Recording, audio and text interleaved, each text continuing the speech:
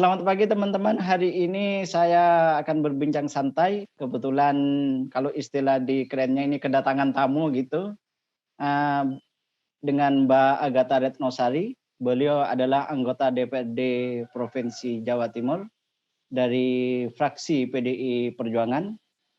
Banyak hal yang bisa kita akan kulik nanti, karena beliau juga salah satu anggota DPR yang bisa dibilang paham atau melek terhadap media sosial, sehingga hampir setiap hari kalau teman-teman mengunjungi Instagram-nya, Twitter-nya, atau Facebook-nya itu akan mendapatkan informasi-informasi baru. Yang hal ini di era digital ini saya kira memang sangat butuh bagi seorang politisi untuk melaporkan segala kerja-kerjanya di lapangan, baik kerja kunkernya atau kerja-kerja di kantornya. Nah, sebelum kita berbicara tentang lebih jauh tentang politik atau mungkin apa yang dikerjakannya sebagai anggota dewan, kita akan bertanya, apa sebenarnya yang menyebabkan seorang Agatha mau terjun ke politik? Itu ya pertanyaan pertamanya ya? Iya. Waduh, serius banget. Apa yang menyebabkan saya mau terjun ke dunia politik? Ya, yang jelas sih saya senang, gitu ya. Saya senang dengan dunia politik. Jadi bukan senang berpolitiknya, senang dengan dunia politik itu sebetulnya lebih karena saya punya hobi itu organisasi. Hobi saya itu berorganisasi. Jadi kalau mungkin cewek lain tuh hobinya shopping gitu ya, terus masak gitu. Kalau saya hobi yang paling saya suka itu organisasi sejak kecil. Jadi mulai SMP pertama kali mengenal organisasi, ya anak-anak juga isinya gitu. Terus jadi punya temen, kenalan di luar teman sekolah. Ya, itu sesuatu hal yang sesuatu banget kok buat saya ya zaman dulu kecil, karena saya tinggal di kota Surabaya tapi tidak di kampung. Kalau di kampung kan jalanan masih sepi, kecil gitu ya. Kita masih bisa main sama anak tetangga. Nah, saya itu rumahnya di jalan besar yang udah rame kendaraan. Jadi taunya sekolah, pulang, udah di dalam rumah aja. Terus karena perempuan sendiri dari 4 bersaudara dan kebetulan anak pertama, sehingga kalau main sama adik-adik kan laki semua tuh, gitu, nggak ada temen yang sebaya. Nah, temennya sebaya cuma ada di sekolah. Jadi waktu pertama kali kenal organisasi tuh jadi kayak apa ya, takjub miss gitu, seneng. Nah, dari seneng terus berlanjut SMA, ikut organisasi, kuliah apalagi ya, sampai kemudian akhirnya ketemu sama salah satu teman aktivis, terus saya dikenalkan dengan PDI Perjuangan waktu itu. Jadi sebelum ke partai sebenarnya kenal sama beberapa teman yang ada di LSM. Cuman saya bukannya nggak suka LSM, nggak. Karena faktanya saya banyak berkolaborasi dengan kawan-kawan LSM.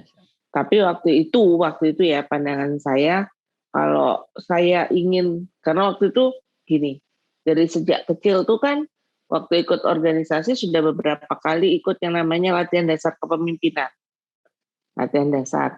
Terus kemudian manajemen organisasi yang sudah terpapar lah istilahnya gitu kan. Jadi terus kemudian sudah mengenal yang namanya perjuangan di dalam sistem dan di luar sistem. Gaya. Jadi saya waktu itu karena udah terpapar sama hal-hal itu gitu ya dari sejak kecil, sehingga saya adalah orang yang percaya dengan perjuangan di dalam sistem gitu. LSM itu kan di luar sistem. Di luar sistem. Ya, di luar sistem. Bisa nggak bikin perubahan? Oh, sangat bisa. Sangat bisa. Dan spesifik perubahan yang dibuat. Tapi nggak bisa semua kena. Gitu. Nah, saya termasuk orang yang masih percaya dengan sistem. Saya nggak percaya sama sistem, nggak mau masuk partai, buat apa? Tapi karena saya orang yang percaya sama sistem, jadi waktu itu begitu kenalin saya langsung nanya, partainya apa dulu gitu. Terus ini nih partainya, oh cocok nih gitu. Jadi langsung mau nih kenalan gitu. Emang iya. Jadi cocoknya karena emang keluarga saya itu keluarga besar dari ayah saya maupun ibu saya, mama papa ya kok saya bilang itu, dari papa saya maupun mama saya itu sama-sama keluarga yang sangat Soekarnois. Tetapi dari keluarga besar itu cuman saya aja yang istilahnya masuk jadi petugas partai.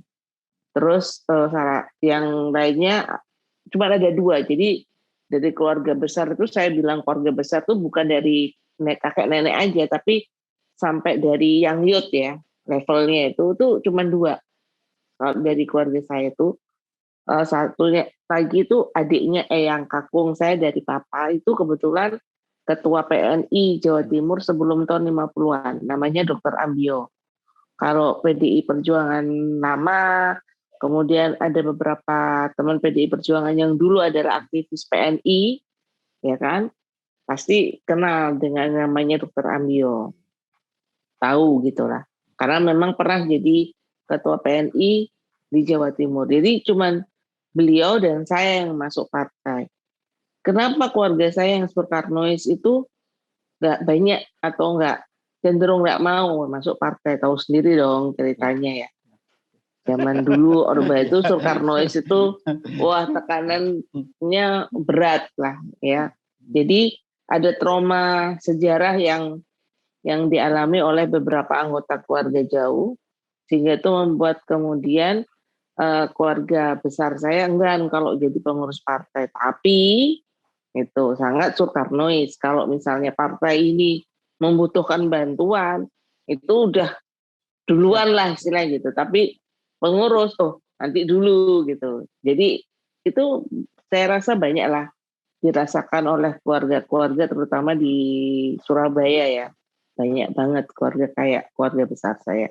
Jadi itu yang mendorong saya kenapa kok mau masuk politik, soalnya seneng organisasi. Alasan pertamanya itu, dan yang kedua alasannya adalah saya orang yang percaya dengan sistem, dan buat saya masuk ke partai politik itu bukan kendaraan politik, tapi alat perjuangan ideologis. Karena itu tadi saya di awal nanya apa nih gitu, cocok nih, cocok ideologinya, perjuangannya sejalan. Gitu. Mbak, hari ini banyak orang yang kadang menganggap politik itu kan intrik yang buruk ya, intrik yang busuk gitu ya. Bahkan ada orang yang memandang kalau kita terjun ke politik itu, wah ini sudah calon koruptor gitu. Kira-kira seperti itu orang. Nah, pengalaman Mbak Gata atau mungkin seperti apa? Mbak Gata mungkin merasakan itu atau karena sudah hidup di Surabaya gitu ya, tidak merasakan itu gitu. Tapi maksudnya atau mungkin merasakan itu seperti apa menghadapi orang-orang atau teman yang mungkin ketika tahu Mbak Gata di partai politik terus agak memandang kita sebelah mata gitu mungkin ya. Itu. Karena dianggap kalau di politik itu sudah busuk, kira-kira saya seperti itu kira. Seperti apa sih Mbak Gata mungkin gitu ya. Ya, paham.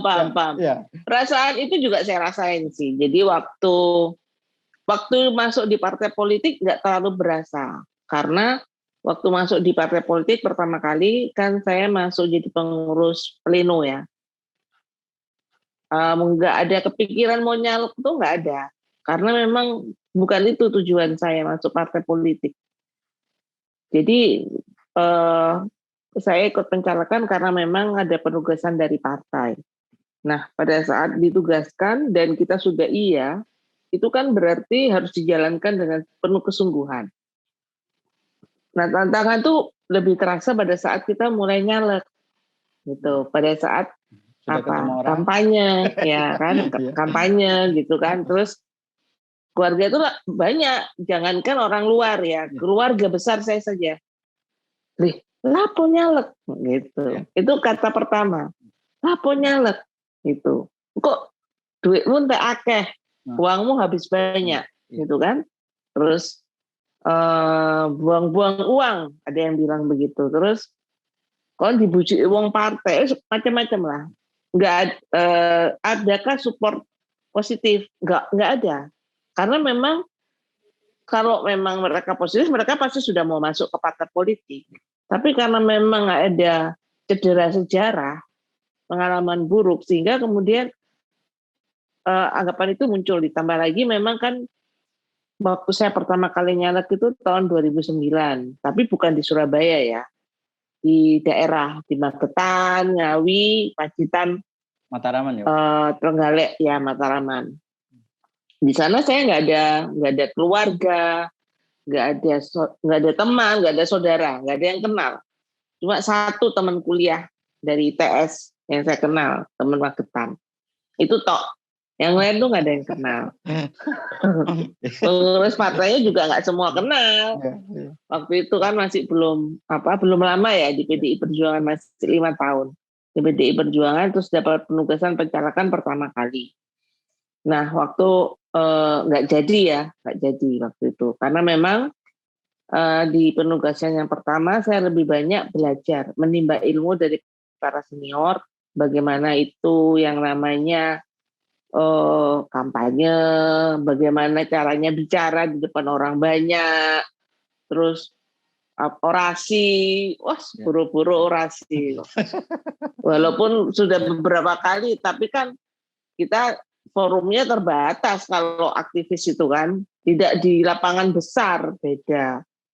Jadi banyak belajar sih saya, menimba ilmu lah dari berbagai macam orator ulung yang ada di PDI Perjuangan, kayak Pak Cip itu kan orator ulung, Pak Sir Maji, Pak Sir kebetulan satu dapil sama satu Mas Hasto Kristianto, Pak yang sekarang Sekjen itu waktu itu juga nyalek di tempat yang sama.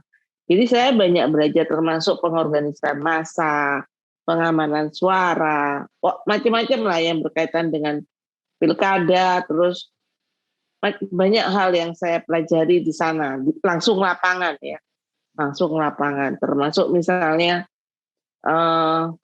apa itu politik uang ya, terus jalaninya gimana itu ada juga gitu berapa. Tapi iya emang ada beberapa gitu. Tapi ada nggak yang tanpa pakai money politik? Waktu itu ada, tapi dia juga nggak jadi. Dia baru jadi di tahun 2014. Jadi ada satu senior partai dari Trenggalek, dia tidak punya uang. Yang dia lakukan hanya melakukan advokasi kesehatan. Melakukan advokasi kesehatan ke siapapun yang membutuhkan. Jadi dia nggak lihat-lihat, harus orang Trenggalek karena dia mau nyalek di Trenggalek dan hanya nolong orang dapilnya aja, enggak. Semua orang dia tolong, semua orang. Dan dia mencatat semuanya, dicatat, pokoknya rajin Bapak itu. Dan dia rajin menyapa yang sudah. Jadi ada ikatan batin gitu dengan klien lah ya yang ditolong dia itu. Jadi 2014 tanpa money politik. Nah, sebenarnya waktu di 2009 beliau hampir jadi waktu itu. Hampir jadi, tinggal sedikit lah ya. Nah, salah satunya saya terinspirasi dari beliau, salah satunya. Tapi di luar itu juga sebenarnya partai banyak membantu saya sih, ngasih pelatihan. Waktu itu ya ada pelatihan tuh setahun gitu buat politisi perempuan. Nah, itu saya juga banyak belajar. Jadi praktek iya, teori juga gitu kan. Terus balik lagi gimana nih sama anggapan politik itu kotor loh, gitu kan. Ngabisin duit gitu kan. Nah, saya ketemu sama salah satu teman aktivis dan kata-kata dia itu saya ingat banget. Dan selalu saya pakai akhirnya ya, dalam keseharian saya sampai sekarang sama saya berpolitik, itu falsafah terkait dengan ikan yang ada di laut. Iya. Ya. Ikan yang ada di air laut itu asin, betul ya? Iya. Tapi Air laut itu asin. Tapi ikan yang ada di laut itu enggak ada yang dagingnya asin. Enggak ada yang asin dagingnya. Kenapa? Karena dia hidup. Tapi kalau ikan itu sudah mati, yang ditangkap nelayan, kita kasih garam, pasti dagingnya asin. Nanti sudah mati. Jadi kalau misalnya dibilang, politik itu kotor ya. Iya, terus kenapa? Gitu. Buktinya ikan yang ada di laut, hidup di air laut yang asin setiap hari, dagingnya tidak asin karena dia hidup. Artinya kita sebagai politisi sudah sadar nih, godaannya banyak, itu benar, godaannya banyak. Terus kemudian politik itu kotor, ya mungkin politik itu kotor. Tapi itu kan kembali lagi kepada pilihan pribadi. Makanya untuk menghidupi, gitu kan, menghidupi saya, bukan menghidupi dalam arti makan, minum, bukan ya. Tapi menghidupi pikiran sama batin. Karena godaan itu, kalau sebagai politisi, itu bukan sebelum jadi dewan. Kalau politisi itu godaannya setelah kekuasaan dan uang itu ada di dalam genggaman. Bagaimana kemudian pada saat kamu sudah memegang kekuasaan dan kamu sudah memegang anggaran, apa yang kamu perbuat? Itu godaannya. Godaannya, Pak. Nah, iya. Dewan nggak ada ceklok, Mas. Iya, Dewan nggak ada ceklok. Dewan nggak ada ceklok. Nggak ada ceklok. Iya. Nggak ada juga keharusan kemudian Dewan datang rapat harus berpendapat. Nggak ada kan? Nggak ada, iya. Bisa nggak aku jadi Dewan datang, kata Bu Mega kemarin barusan bilang, duduk, diam, dapat duit. Banyak. Bisa nggak? Bisa. Tapi itu apa? Pilihan. Nah, kalau kayak saya, yang pertama, saya ini politisi sudra. Nah, kalau bicara kasta itu sudra. Iya toh? Ini dong. Apa istilah baru di politik yang saya dengar ini. Politisi sudra seperti apa ini? Nah, kalau misalnya kayak di Hindu Bali itu kan ada kasta toh. Iya, Brahmana, Satria gitu kan. Dan ke bawah kan sudra tuh. Sudra, iya. Nah, sudra. Kayak saya ini kastanya itu politisi sudra. Nggak ada keluarga saya yang pengurus partai. Gitu. Ibu bapak saya bukan pengurus partai. Suami saya juga bukan, kakak nggak ada yang pengurus partai lah istilahnya. Terus duit saya bukan pengusaha yang siap untuk berkampanye berapapun uang yang harus dikeluarkan sampai ber-MM. Nggak ada saya duit, gitu loh. Sebanyak itu gitu misalnya, seperti misalnya ya politisi yang pengusaha lah, ya politisi yang pengusaha. Saya bukan pengusaha, suami saya bukan pengusaha, bapak saya pengusaha kecil, pengusaha kecil ya bukan pengusaha besar. Jadi tidak ada harta kekayaan yang berlimpah untuk nggak ada. Jadi pilihannya hanya kerja. Untuk politisi sudra macam saya itu pilihannya hanya kerja. Jadi kalau udah jadi nih, kemudian saya cuma melaksanakan 4, datang, duduk, diam, dapat duit, enak memang. Tapi saya yakin mau ngulang lagi, nggak bakalan dipilih. Nggak bakalan dipilih. Maka kamu harus menjalankan teknik kampanye yang lain kan supaya dipilih, gitu. Paling gampang kemudian money politics.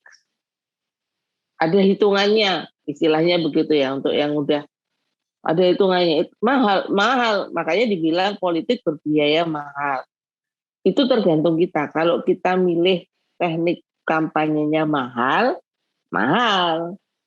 Tapi kalau milih teknik kampanyenya murah, tapi harus kerja keras. Nah, ya, bisa murah, bisa. Gitu. Cuman ya itu tadi. Tentang money politik gitu ya. Gimana? Ada ungkapan waktu adalah uang kan gitu. Dan di masyarakat kita sebenarnya ketika mereka minta uang sebenarnya karena mereka jarang ketemu sama anggota dewannya. Ini sebagai pengganti waktumu yang tidak datang ke saya gitu. Nah, maksud saya ingin tahu pandangan Mbak Agatha misal tentang money politik dan bagaimana menyiasatinya. Karena masyarakat kita ketika saya tanya misal, kenapa Anda mau dibayar hanya untuk coblosan? Ya mau gimana kita tidak mau ngomong uang. Anggota dewannya datang ke saya 5 tahun sekali. Ini sebagian, maksudnya sebagian yang saya tahu, akhirnya saya teringat dengan ungkapan itu. Waktu adalah uang. Artinya karena dia tidak punya waktu ketemu konstituennya, sekali ketemu akhirnya konstituen langsung bilang, mana oleh-olehmu? Gitu. Nah, seperti apa pandangan Mbak Agatha tentang politik uang? Gitu ya. Yang salah siapa? Menurut Mas Wahedi, menurut teman-teman. Kalau yang salah dewan, iya. Yang salah politisinya atau masyarakatnya? Kalau saya ya, kalau saya sejauh ini menganut satu paham, masyarakat yang melahirkan pemimpin. Artinya masyarakat yang melahirkan anggota dewan gitu ya. Oke. Nah, Kalau menurut Bang Anas seperti apa ini? Enggak dong. Masyarakat tuh tidak melahirkan pemimpin ya. Pemimpin itu bukan sesuatu yang given lahir. Lu lahir jadi pemimpin. No. Pemimpin itu proses. Untuk bisa menjadi pemimpin tuh harus melewati berbagai macam proses. Jadi kalau misalnya masyarakat ada yang bilang, saya ya berani bilang, sampai saat ini enggak ada tuh saya ketemu konstituen, Bu, duit nggak ada. Yang ada saya datang, wah Agatha, mau makan, mau minum, gitu. Saya undang yang lain ya, gitu. Makanan minuman mereka bayar sendiri.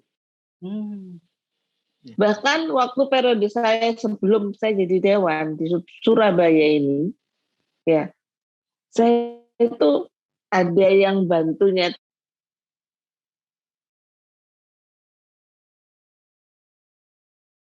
100.000 gitu ada.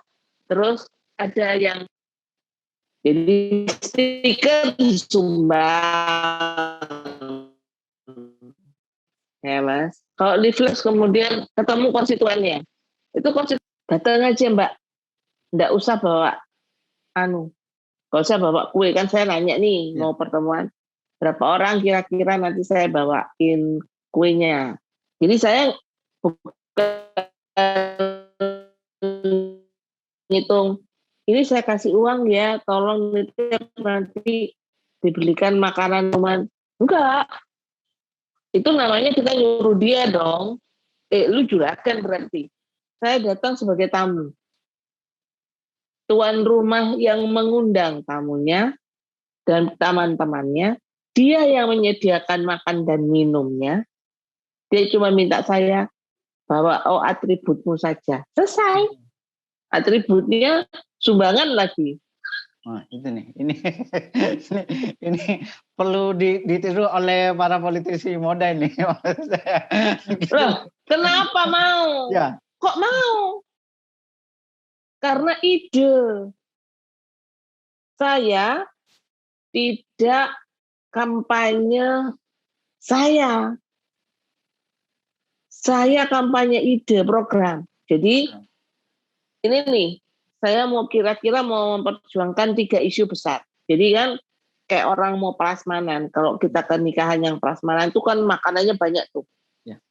Apa iya semua makanan mau kamu makan? Jemblung dong perut gitu kan. Pasti akan milih salah satu. Biasanya kikil, yang orang paling suka apa sih? Oh, ada kikil tuh ya, kikil. Apalagi sup merah, apalagi mie misalnya. Ya udah, saya bawa 3. Saya mau memperjuangkan 3, kikil, sup merah, sama mie. Kira-kira begitu idenya. Kamu iya apa enggak? Nah, maka kalau mau jadi politisi harus sudah tahu kamu itu mendatangi siapa. Misalnya nih, saya diundang sama teman yang ada di kampung. Yang di situ adalah katakanlah kampung nelayan. Cocok nggak kalau misalnya saya kemudian kampanyenya sesuatu yang tidak berkaitan dengan kehidupan nelayan. Mau dengar nggak mereka? Nggak mau. Nggak mau. Iya. Karena pada dasarnya manusia itu mau mendengarkan kata-kata orang lain kalau itu berkenaan dengan dirinya. Ya, contoh misalnya sekarang saat pandemi ini, semua orang sulit bayar uang sekolah misalnya, nggak mampu apalagi swasta. Terus kamu bicara yang nggak ada hubungannya dengan itu, apalagi misalnya dekat sama. Jadi momentum itu juga harus dibaca. Momentum harus dibaca, siapa yang kamu datangi, momentumnya apa. Ya, kalau nggak pas, ya nggak didengerin lah. Ketahuan kok kalau orang dengerin apa enggak tuh. Pada saat kita ngobrol, dia ngeliatin aja, oh cinta nih, cinta. Ya sebelum cinta tertarik lah ya, tertarik. Habis itu cinta. Itu. Habis cinta, dia yang kampanye. Jadi saya tidak pernah mengkampanyekan diri saya. Yang saya kampanyekan adalah PDI Perjuangan dan apa yang akan saya perjuangkan selama 5 tahun ke depan. Kemudian ngajak mereka bersama-sama. Jadi saya tidak cari suara. Saya cari jurkam. Iya dong. Saya cari orang yang mau berjuang sama saya. Makanya saya nggak pernah kalau saya datang, berapa Bu? Saya kasih uang. Nggak ada. Biasanya nggak sih? Di daerah itu katanya. Aduh Mbak, mahal Mbak. Saya 25.200, makanannya lebih mahal. Kira-kira gitu ya. Enggak. Makanya saya tadinya tanya berapa orang ya, saya nanti perlu bawa jajan. Mungkin terus melas ya. Ono dewan atau kampanye bawa jajan. Akhirnya enggak usah Mas Mbak, datang aja bawa itu. Itu pertama, pengalaman pertama saya, dan tidak ada satu rupiah pun amplop yang saya bagi. Enggak ada. Mbak, gitu. Tentang perempuan, Mbak. Ini kalau cerita politik cukup ya untuk di via Zoom cukup. Berbeda kalau ketemu langsung, biasanya panjang tuh ceritanya. Maksudnya kan sebenarnya banyak yang menarik ya, Mbak. Ketika ngomong politik, masyarakat dan lain sebagainya, bagaimana ketemu ketulusan gitu ya. Maksud saya itu cerita yang banyak gitu ya. Tapi saya ingin beralih agak topik ketika ngomong perempuan, Mbak. Kan oke lah, undang-undang kita mewajibkan minimal 30% perempuan di dalam pencalekan itu ya. Nah, maksud saya bagi sebagian orang, saya pernah diskusi feminisme, kenapa harus 30% ada gitu? Bukankah kita sudah setara misalnya gitu-gitu loh, Pak. Nah, pandangan Mbak sendiri misal sebagai seorang perempuan misalnya di politik, atau mungkin bagaimana melihat peran kaum perempuan di politik hari ini gitu, Mbak? Kalau bicara Indonesia, sebenarnya dari sisi perempuan itu, kalau pemilih ya, sebagai pemilih, perempuan itu sejak awal kemerdekaan sudah punya hak pilih yang sama dengan laki-laki. Beda sama Amerika, nunggu 100 tahun merdeka baru perempuannya punya hak pilih. Tapi kalau dipilih, keterwakilan perempuan itu sangat sedikit. Dari sejak awal. Kemerdekaan itu yang namanya anggota dewan yang perempuan itu sangat sedikit. Kalaupun ada, biasanya pasti kalau tidak anak seorang tokoh, ya, istri seorang politisi atau pejabat. Jarang yang kayak saya misalnya. Tadi saya bilang Sudra itu loh. Politisi. Terus tiba-tiba masuk politik gitu. Itu jarang sekali. Nah, jadi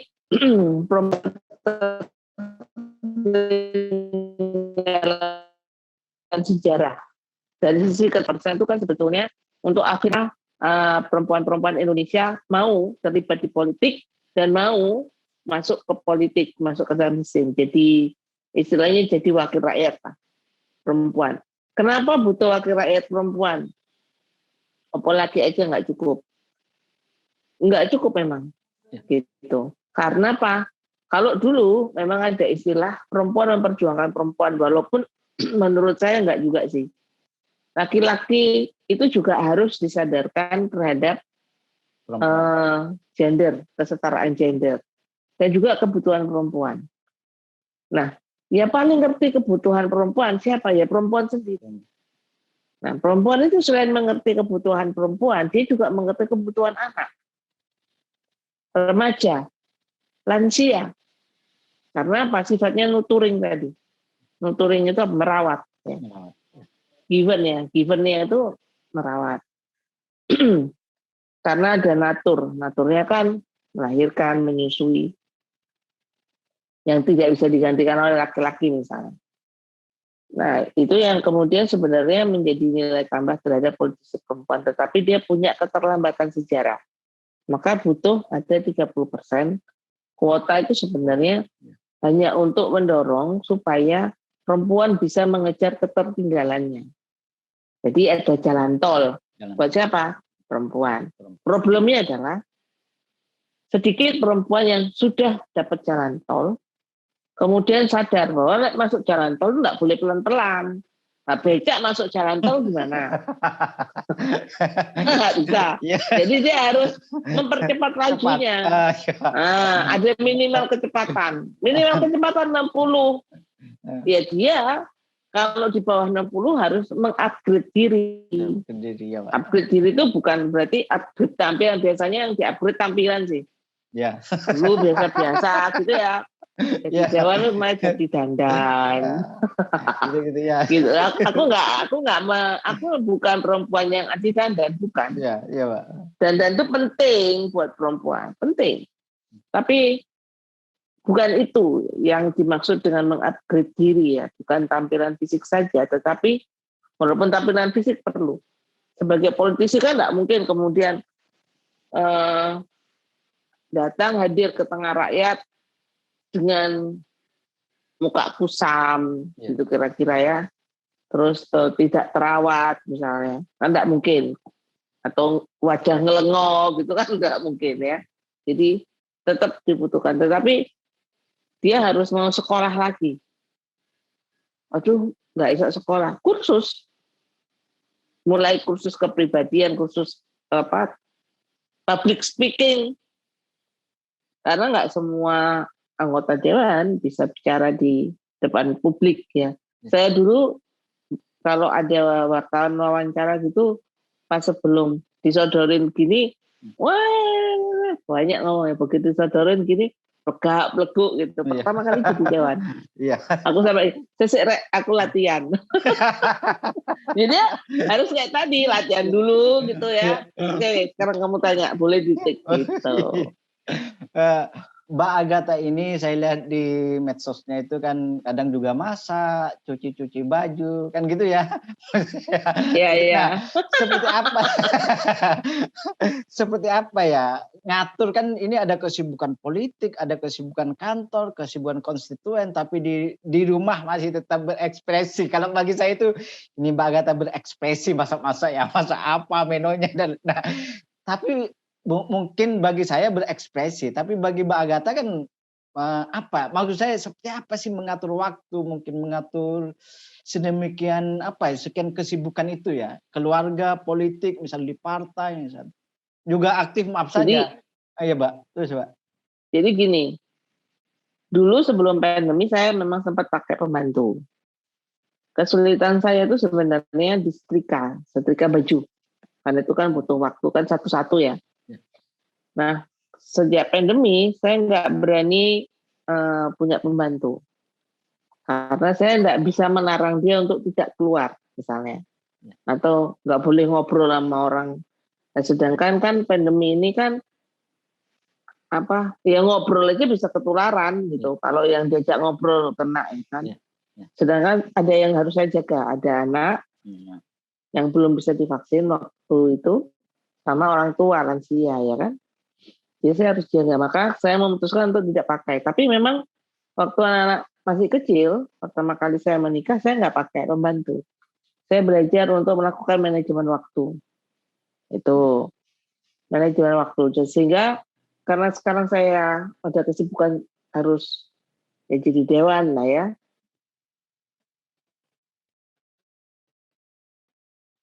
Terus kemudian ada kesibukan yang lain juga. Dibantu saya memutuskan untuk tidak pakai pembantu dalam teknologi. Misalnya nih, menanak nasi kan banyak perempuan kemudian harus bangun pagi sekali hanya dia untuk memasak. Nanti kalau misalnya terlambat bangun gimana? Sedangkan ada jadwal rapat nih yang juga pagi gitu, harus persiapan pagi. Terus nggak sempet masak, anaknya nggak makan dong gitu kira-kira ya. Jadi maka saya membutuhkan teknologi, misalnya mencuci baju itu saya sudah masukin malam. Terus ada fitur tunda sama menanak nasi. Jadi menanak nasi sama mencuci itu sama-sama pakai mesin. Jadi fitur tunda pagi saya bangun nasi sudah mateng, cucian udah kering. Nah, tinggal mau dilipat yang untuk rumah misalnya sama setrika itu memungkinkan. Enggak terlalu banyak. Terus kemudian nyapu, ngepel itu juga pakai alat saya, pakai teknologi. Jadi saya memutuskan itu untuk mempermudah kerja sebenarnya. Terus misalnya kita mau bikin sop gitu, ada tuh alat masak, ada fitur tunda, ntar jam sekian udah matang sendiri gitu. Ya. Jadi mungkin kalau ada robot pembantu saya duluan pesan. Ya, jadi enggak. Jadi gini, pandemi ini memaksa saya untuk kemudian harus melakukan adaptasi. Karena kan saya punya anak yang dulu dia masih SD, kalau sekarang udah SMP ya. Saya sudah bisa bilang, kamu sarapan bikin sendiri dong, kira-kira seperti itu. Sarapan dia cari sendiri. Gitu. Tapi nanti menjelang siang makanan udah tersedia. Kenapa kok ibu males sih gak nyediain sarapan? Bukan itu. Kalau saya sih lebih kepada ingin supaya anak saya juga mandiri. Gitu. Jadi dengan tidak pakai pembantu sih sebenarnya saya bisa menerapkan kemandirian ke anak-anak. Misalnya, oh sebelum sekolah kamu mesti bangun lebih pagi, terus kemudian misalnya buang sampah, itu wajib tuh. Buat yang cowok ya. Yang lebih kecil maksudnya, buang sampah dan sebagainya. Nah, terus kita juga bagi tugas, siapa yang ngurusin cucian, siapa yang cuci piring dan lain sebagainya. Jadi so far sih saya terbantu karena saya nggak sendirian, karena anak-anak juga mau mengerti gitu ya. Jadi banyak terbantu dan anak-anak saya sudah besar. Nah, ini tips untuk ibu-ibu ya, kalau misalnya punya balita gitu, bikin bubur apa segala macam, ya carilah alat yang mudah supaya nggak terburu-buru gitu loh. Karena kan kalau masih kecil itu makan sarapan, makan siang itu ada jamnya, nggak bisa ditunda, nggak rewel anaknya. Jadi stunting gitu ya. Jadi makanya disiapin, butuh perencanaan. Belanja juga nggak bisa, hari ini aku mau belanja apa ya, nggak bisa begitu. Sudah harus direncanakan seminggu tuh kira-kira mau ngapain aja. Makanya untuk jadwal-jadwal rapat yang mendadak itu agak sulit. Tapi kan sekarang karena pandemi juga kan lebih banyak Zoom ya. Jadi lebih bisa fleksibel lah kalau buat saya gitu. Jadi ya masak itu masih jadi pekerjaan setiap hari dan memang harus masak kan. Tapi yang gede kadang udah mulai mau belajar masak. Terus yang kecil udah saya ajarin gimana caranya, paling enggak dia bisa nanak nasi, bisa bikin lauk yang gampang gitu. Udah itu aja. Mbak, kalau di negara modern masyarakatnya selalu melihat apa yang dikerjakan oleh anggota dewannya kan gitu, Mbak. Nah, Ya. Mbak Agatha sudah 2 periode di DPRD Jatim gitu ya. mungkin kalau diceritakan semuanya kan panjang, Mbak, apa yang dilakukan gitu. Tapi yang ingin kami tahu itu apa mungkin ada suatu mungkin perjuangan di anggota dewan sebagai mungkin usulan apa atau mungkin pengawasan gitu ya, atau mungkin di budgeting yang menurut Mbak Agatha itu berkesan. Artinya ketika memperjuangkan aspirasi itu atau melakukan pengawasan itu, ini berkesan sebagai anggota dewan, ide-ide kita, misal ideologi kita gara-gara memperjuangkan itu akhirnya merasa plong.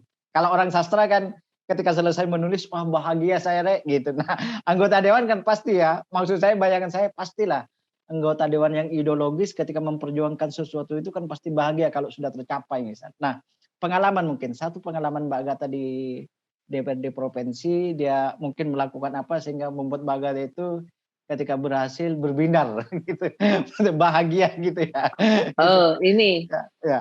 Perda Perlindungan Tenaga Kerja Jawa Timur. Perda Perlindungan Tenaga Kerja Jawa Timur. Seperti apa itu? Periode saya yang pertama. Ya, Periode saya yang pertama kan saya di Komisi E. Ya. Jadi urusannya Makesra. Waktu itu di Jawa Timur belum ada Perda Perlindungan Tenaga Kerja. Belum ada. Terus Pak Dekarwo waktu itu menjanjikan ke kawan-kawan buruh. Nah, di periode pertama itu saya jadi dewan ikut demo. Anggota dewan sama teman-teman buruh. Anggota dewan ikut demo. Ikut. Jadi saya nggak di dalam kantor dewan, enggak. Saya di lapangan sama teman-teman buruh, gitu kan. Terus waktu itu Pak Dekarwo menjanjikan ada perda. Tapi sampai tahun itu nggak jadi juga perda. Akhirnya butuh waktu 2 tahun. Tapi perjuangannya bukan saya sendiri. Bersama-sama dengan teman-teman buruh. Jadi kalau misalnya teman-teman buruh itu butuh hearing gitu kan, saya bagian ngawal. Makanya kemudian di sini tuh ada stempelnya DPRD rasa NSM katanya, gitu. Babah aku bilang gitu. Dan kebetulan kan teman-teman di Komisi E banyak yang aktivis. Mahasiswa sebenarnya 98 gitu loh. Jadi guyonannya timbangannya lali saya bilang gitu. Kayak gitu-gitu lah bercandanya. Itulah yang paling berkesan ya karena sampai pembahasan pun itu teman buruh terlibat aktif karena saya memang bahkan minta FGD untuk perempuan juga sehingga isi dari perda itu bagus banget. Jadi misalnya ada kewajiban kepada perusahaan untuk lebih memperhatikan buruh perempuan, menyediakan pojok ASI, menyediakan refrigerator untuk menyimpan ASI. Itu kan hal sepele ya, gitu. Tapi itu masuk ke dalam pasal-pasal yang kita perjuangkan. Jadi isu perempuannya dapat, isu anaknya dapat, isu pekerjaannya dapat. Terus sama ini. Perda, karena di Perda Perlindungan Tenaga Kerja itu saya bikin FGD 2 kali itu. Terus sama yang Perda HIV/AIDS. Nah, Perda HIV/AIDS itu di Jawa Timur ini tadinya untuk mereka yang penderita HIV/AIDS itu tidak terjangkau. Terjangkau itu dalam arti terdata, kemudian tertangani, mendapatkan ARV secara rutin seperti di Bali. Dan itu paling bagus prakteknya dan LSM-nya aktif banget. Maka waktu menginisiasi Perda HIV/AIDS, saya juga bikin FGD. FGD itu saya bayar sendiri loh ya, nggak ikut punya dewan, enggak. Jadi waktu itu saya bikin sendiri, ngumpulin teman-teman. Nih ada perda nih, kita perjuangkan bersama. Kenapa saya lebih senang bikin FGD sendiri ya? Karena menurut saya kalau saya bikin sendiri itu kan saya bisa undang, artinya gini, siapa sih yang bakalan terlibat nih stakeholdernya? Oh ada LSM, oh ada penderita, oh ada dinas, oh ada apa? Jadi dari pemerintah, kemudian LSM sama masyarakat. Masyarakatnya juga bisa spesifik kan gitu loh, misalnya ini nih, nah yang sekarang nih, kalau sekarang yang lagi diperjuangkan tuh Perda Desa Wisata. Sudah 2 tahun sih memang, tapi memang belum ada keberlanjutan. Tapi menurut saya lebih baik jangan dilanjutkan dulu, karena begini, perda itu NA-nya, naskah akademiknya, dibikin jauh sebelum pandemi. Ya.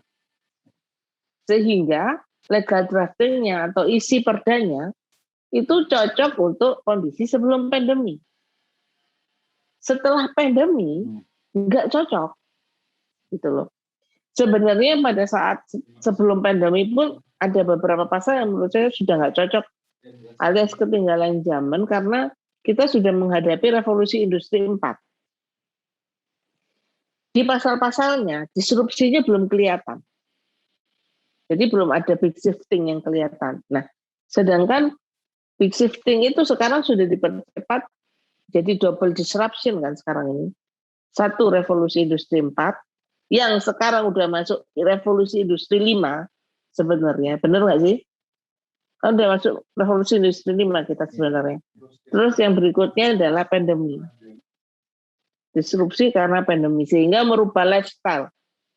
Gitu. Nah, itu yang menurut saya harus ada perbaikan supaya ke depan pada saat ini di dok gitu ya, kemudian dibuat pergubnya dan lain sebagainya, itu applicable, apa bisa dijalankan gitu loh. Kebanyakan tuh kan kayak macan kertas, tapi nggak bisa diaplikasikan gitu loh, karena ya itu tadi. Makanya kemarin saya belum sempat bikin FGD, memang rencananya mau bikin FGD sebelum pandemi sudah rencana mau bikin FGD.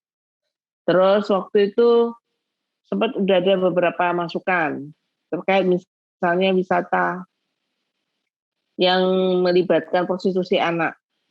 Nah, itu ada masukan dari teman-teman aktivis perempuan dan anak, gitu.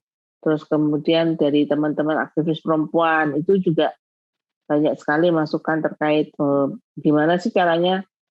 Oke, ada desa wisata, tapi hak-hak perempuan itu bisa terpenuhi gitu. Jadi perempuan tidak menjadi penonton tetapi menjadi pelaku gitu loh. Terlibat aktif di dalamnya. Salah satunya memang harus dilibatkan dalam perencanaan. Sebenarnya sih bisa nggak saya minta ke komisi untuk bikin FGD? Bisa. Tetapi menjadi tidak spesifik nanti. Biasanya ngono, karena kan anggota dewan ini dapat jatah datangin sekian orang. Besar, kelasnya terlalu besar. Saya itu tidak terlalu senang kelas besar. Karena kalau ada kelas besar, boleh nggak boleh aja. Tapi tetap harus ada kelas penajaman. Jadi harus ada penajaman FGD yang sudah dilakukan. Tanpa itu kita nggak akan nemu poin-poinnya. Jadi cuman cuman garis besar. Enggak, perda itu enggak ngatur garis besar, karena kita bukan undang-undang. Kita itu peraturan pelaksana loh, perda itu level provinsi. Jadi kalau nggak spesifik, jangan diterusin pembahasannya. Makanya kemarin teman-teman sempat ngomong, sudah 2 tahun nih, nggak usah diterusin, aku bilang gitu. Bikin NA baru. Kalau mau bikin NA baru, kemudian kita yang anggota dewan bikin FGD atau membuat daftar inventarisasi masalah tim, kemudian baru dimasukkan, supaya karena ada perubahan, kita sudah kena pandemi. Ya percuma dong kalau kemudian kayak seperti tadi saya sempat bilang CHST. Iya. Tentang sertifikat. Itu kan program dari Kementerian Perekonomian pariwisata dan ekonomi kreatif gitu. Itu gratis di tahun pertama, tapi memang harus sepanjang tiap tahun yang akhirnya bayar. Tetapi CHSE ini kan sebenarnya untuk menjamin bahwa tempat wisata itu gitu kan sudah mengikuti protokol kesehatan yang pertama. Yang kedua, safety-nya terjaga gitu kan.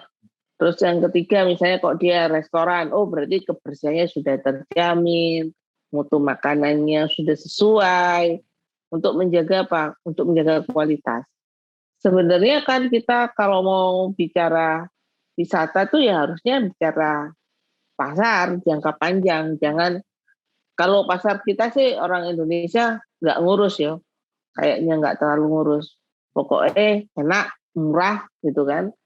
Tapi iya toh, Iya, bener kan? iya Pak. Enak, murah gitu kan. Ya, Tapi kan kalau bicara murah, marginnya kecil pasti. Keuntungannya kecil. betul. Maka kan harus ngejar volume. Sedangkan sekarang masa pandemi, Nah, seperti itu. sanggup berapa ngejar waktunya sama-sama 24 jam ya. Belum lagi kena PPKM. Aduh, Udah. gitu. Maka Pembatasan. nah, untuk naik kelas ke pasar yang spesifik itu butuh sesuatu yang berbeda, bisa didorong. Termasuk misalnya UMKM gitu kan. Nggak usah jauh-jauh deh Mas. Ya. Kayak kemarin tuh saya belusuan. Jadi saya sama beberapa kawan relawan tuh punya kebiasaan setiap hari Minggu gitu kita melakukan penyemprotan sama bagi masker ke kampung-kampung. Nah di kampung-kampung itu kan ada orang jualan nih keliling, ya jamu misalnya. Contoh sederhana, dia keliling. Saya tanya, omsetmu gimana, gak turun Bu? Loh, bukannya pandemi banyak orang pesen jamu? Ya ada Bu. Terus aku tanya, terima pesanan? Terima Bu. Kalau orangnya nanya, nah kenapa nunggu orangnya nanya? Ya kalau dia minta Bu, gitu. Nah, nggak agresif gitu loh. Iya. Ya. Ngerti? Iya, Bu. UMKM tuh harus agresif. Agresif. Nah, cara dorong agresivitasnya gimana? Saya minta dia pasang stiker. Jadi saya bilang sama relawan, nanti relawan akan branding itu dia punya gerobak yang jalan-jalan itu, dikasih nama bapaknya sama nomor dia. Jadi misalnya, tuh, misalnya ada pelanggannya nih. Ya. Oh itu aku pernah beli jamunya enak. Tapi nggak sempat nanya. Kan ada jawil sih. Dia kalau misalnya dekat, lah kalau seberangan jalan, nggak mungkin dong. Pasti nggak mungkin kita jawil dia. Ya. Tapi begitu, ono nomornya, di fotonya. Nah. Nah, orang pesan.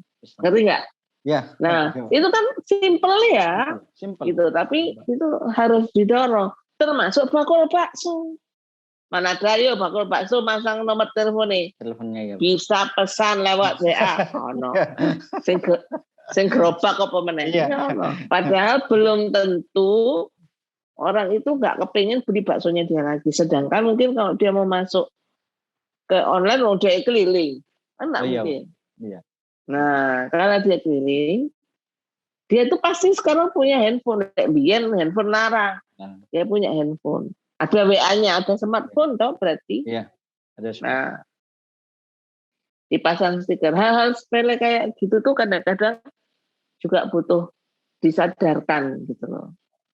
Terus jadi, oh iya ya Bu ya, iya Kak kepikiran. Tapi ya apa pesannya aku gak iso gambare. Kendalanya itu lagi, gak iso desain. Oh anak Bu, anakku iso desain. Tapi pesannya ndok endi? Gak iso ngeprint. Masa tuku alat CC, Bu, gak ngerti gitu, gak ngerti. Jadi Bu gak ngerti karena gak tahu, gak punya akses. Ya orang miskin itu memang selain dia miskin dalam arti uang ya, dia juga miskin informasi dan akses. Nah, kalau saya, perjuangan saya itu tadi, saya akan menyediakan akses gitu. Kadang-kadang masih pun nemu bukan dapilku yo, tetap aku kerjain gitu loh Mas. Ini Mbak, karena sudah lama kita berbincang, kalau di forum-forum seperti ini kan dibatasi waktu. Kalau tidak dibatasi waktu, biasanya kemana-mana gitu Pak. Walaupun ya, ketika desa wisata, misal sempat dan berharap misal kami juga diundang, walaupun nanti misal Mbak Agatha mengadakan FGD via Zoom, misal kita itu ikut mendengarkan atau ikut apa. Karena yang kami lihat misal di Sumeneb itu banyak desa yang berpotensi wisata, pada akhirnya yaitu dia punya dongengan tapi nggak bisa berdaya gitu ya. Apalagi ada satu, ya. Nah ada satu gimana ya terus? ada satu tempat wisata yang menurut kami bagus dan itu bisa dipasarkan. Tapi karena pengelolanya kan mindset-nya kadang seolah-olah desa wisata itu harus didatangkan investor dan dibuat baru gitu. Padahal bagi saya, bagi di Kampung Ijo itu, desa wisata itu potensinya apa kalau memang ada punya rumah adat, bangunnya rumah adat itu yang layak gitu. Sehingga ketika ada orang datang ke Madura, dia, "Oh ini toh Madura," daripada datang ke Madura, "Loh ini kayak Malang," gitu. Mau jadi teman-teman Kampung Ijo kan kalau datang ke Madura, wisatawan yang dari luar Madura itu ketika misal menginap atau mencicipi makanannya, "Oh ini Madura toh." Bukan tiba-tiba datang ke Madura, nyampe di Madura, "Lah ini seperti Malang." Nah ini yang kami yang kadang kami diskusikan di mana, di Kampung Ijo terkait dengan beberapa desa wisata yang ada di Sumeneb. Nah, akan tetapi pembahasan itu mungkin di lain kesempatan atau mungkin nanti kita Mbak Agatha punya waktu lagi untuk berbincang yang lebih spesifik tentang tentang gagasan desa wisata dan lain sebagainya. Akan tetapi sebelum mengakhiri ini kami dari Kampung Ijo mungkin butuh satu closing statement atau semacam motivasi lah. Kira-kira seperti apa seorang perempuan berpolitik atau memperjuangkan cita-citanya gitu. Kalau Mbak Agatha istilahnya kampanye ide gitu. Hari ini kan jarang ada orang yang kampanye ide. Yang rata-rata kalau kita ketemu sama politisi dan lain sebagainya, cuma yang ditanya apa permasalahanmu gitu. Kalaulah cuma persoalan pribadi yang diurus. Padahal kalau kampanye itu kan persoalan bersama misal.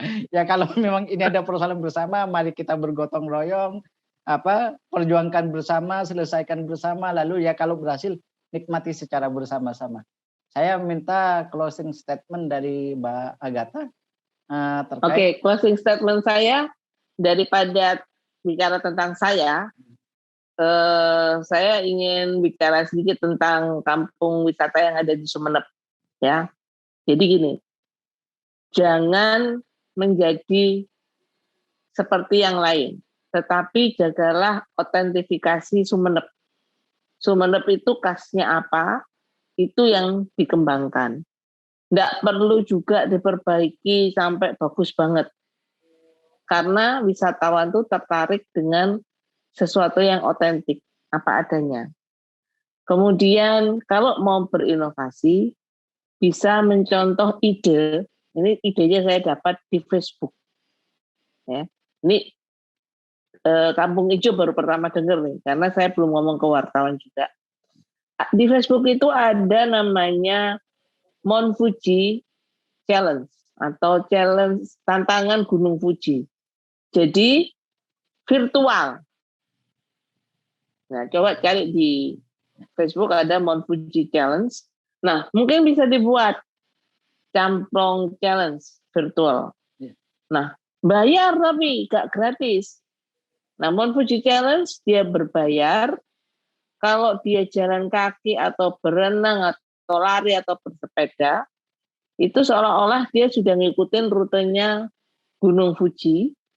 Kemudian nanti dia akan dapat kayak foto gitu ya, keindahan alam Gunung Fuji. Terus di akhir sesinya kalau dia bisa menyelesaikan tantangan-tantangannya, dia akan dikirim medali Gunung Fuji. Nah, untuk menjaga autentifikasinya, saran kan kalau Indonesia itu paling cepat itu niru. Nah, untuk menjaga autentifikasinya bisa dibikin kode di belakang. Jadi, ini sing asli ini baik Kampung Ijo kira-kira ngono. Terdaftar secara online dan lain sebagainya. Ono kode nih. Ya. Jadi orang aku juga punya loh. Tuh, tapi asli gak WU. Kira-kira sih. Bayar itu tapi virtual, tapi bayar. Bayar. Dia bayarnya pakai pound sterling yang Mount Fuji Challenge itu. Di Facebook ada. Nah, menurut saya ini ide bagus ya. Karena kalau kita mau, apalagi Sumeneb ini sebenarnya banyak sekali destinasi wisata yang sangat indah. Cuman memang karena posisi geografis dan akses yang agak terbatas sehingga butuh perjuangan. Tapi sebetulnya perjuangan menuju ke sana itu yang menjadi sebuah cerita kalau buat traveler ya. Buat traveler. Hanya yang penting dipermudah aja untuk informasinya. Sehingga siapapun misalnya how to get to Camplong, Oh ya. naik bis apa dan lain sebagainya. Nah itu sudah menjadi program Kabupaten Sumeneb misalnya. Jadi dia ada di, kalau perlu ada aplikasinya, gitu kan? Ada aplikasinya. Sehingga semua pelancong yang solo traveler segala macam, baik perempuan maupun laki-laki yang mau ke sana, bisa ke sana dengan kondisi aman dan nyaman, terutama untuk perempuan. Bali itu ramai karena terkenal aman untuk wisatawan perempuan. Jadi turis banyak ke sana. Kalau ini bisa dijaga oleh Sumeneb, saya yakin bisa menaikkan. Itu aja closing statement dari saya. Semoga bermanfaat di waktu yang singkat. Terima kasih Mbak Agatha Retnosari, anggota DPRD Provinsi Jawa Timur, yang telah meluangkan waktunya, meluangkan kesempatannya untuk berbagi dengan kami dari teman-teman Kampung Ijo. Sekian, terima kasih, selamat siang.